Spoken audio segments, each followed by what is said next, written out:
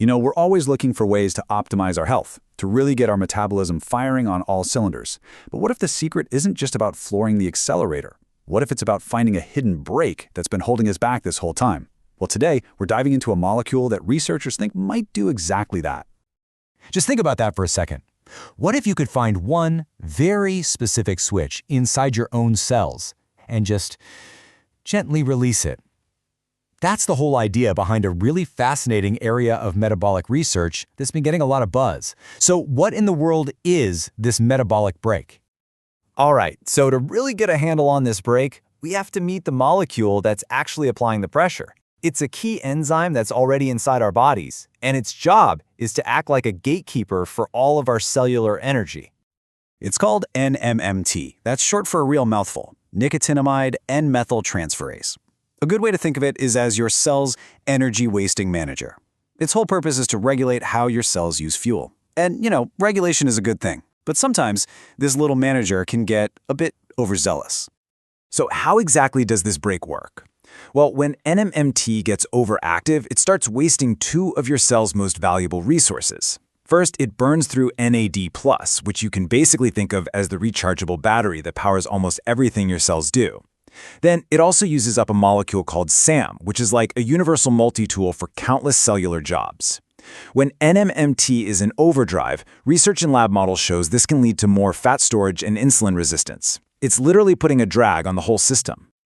Okay, so if NNMT is the brake, the next logical question is there an off switch? And this is where the story gets really interesting, because we're shifting to a potential solution that researchers are exploring right now. And here it is, meet 5Amino-1MQ. This is a small molecule compound that's been designed with one very specific job in mind, to selectively block that NNMT enzyme. Think of it like a custom-made key, precision-engineered to fit perfectly into the NNMT lock and stop it from turning. And how it works is actually pretty straightforward when you break it down. First, 5Amino-1MQ finds and blocks the NNMT enzyme. This immediately stops it from wasting all those critical resources we just talked about. As a result, the cell's batteries, NAD+ and SAM, are preserved. And with those resources back online, the cell's metabolism can finally shift gears, ramping up fat burning and boosting its overall energy capacity. The brake is off. And wow, when you put it side by side like this, the difference is just night and day. On the left, with the brake on, you've got low cellular batteries, the body is making more fat, and your energy metabolism is sluggish. But look to the right. Once that brake is off, the whole situation flips.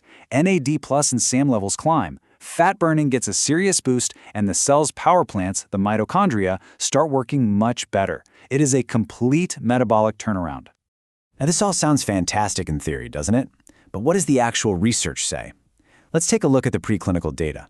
And it's really important to remember that everything we're about to see is happening in lab settings and animal models for now. The preclinical findings are exactly why there's so much excitement around this.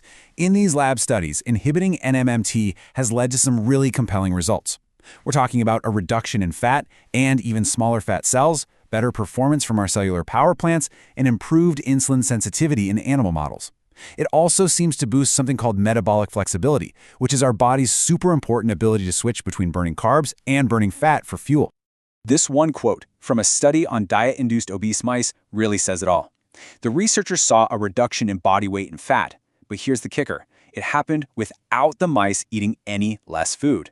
This is a huge deal because it suggests the change was purely metabolic, a fundamental shift in how the body was using energy, not just how much it was taking in. So, why is the scientific community so fired up about this? Well, it really boils down to three big things. First, it's a totally new target. This isn't just another appetite suppressant. Second, it's got incredibly broad relevance, since it taps into fundamental pathways like NAD+ that are critical for everything from energy to aging. And third, the signals from the early research, the positive results in fat reduction and metabolic health, are just too strong to ignore.